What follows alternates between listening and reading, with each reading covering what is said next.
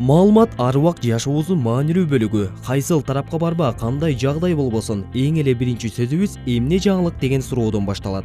Дүйнөлүк деңгээлде дал ошол кабарларды туура таратуу, аны жеткирүү чоң атаандаштык менен жүрүүдө. Эң негизгиси кабарчы ишенимдүү маалымат бериши зарыл. Тилекке каршы Кыргызстанда маалымат коопсуздугу өзүнүн тийиштүү деңгээлинде камсыз кылынган эмес. Себеби дегенде азыр мына дүйнөнү көп коркунучтар тооруп турат. Анын ичинде ушу биздин өлкөбүздүн мындай маалымат коопсуздугунда дагы ошол коркунучтар кирип кете турган чылчыктар абдан көп.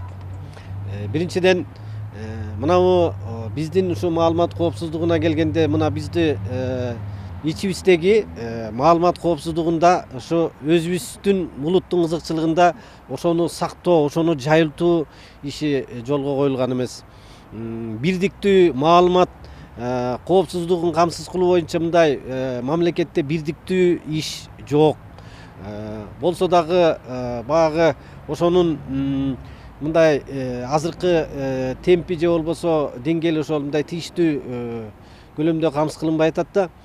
Мындай иш аракеттин жүрүшүндө эң оболу тактык, бирдиктүү маалымат коопсуздугун түзүү зарылчылыгы келип чыгат. Ал эми глобалдашуу мезгилинде тараткан маалымат өтө жогорку жоопкерчиликти талап кылат. Биздин өлкөдө мыйзам боюнча журналисттерге абдан чоң укуктар берилген.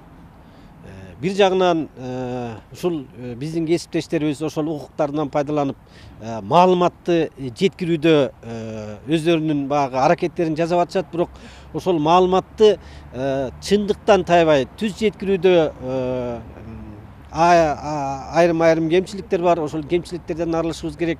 Ошол учурда сөз эркиндигине жабынып алып, өзүнүн баягы мындай жеке кызыкчылыгын же болбосо башка бир саясий, башка бир мындай бир диний күчтөрдүн кызыкчылыгында маалыматты бурмалап, мындай башка бир максатка жетүүгө же кызмат кылып аткан мындай аракеттер болуп жатат.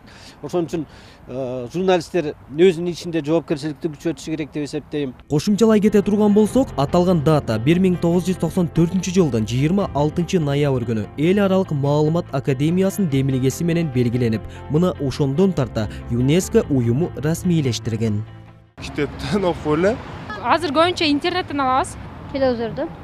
Мен негизинен маалыматты азыр интернеттерден, газеталардан алам.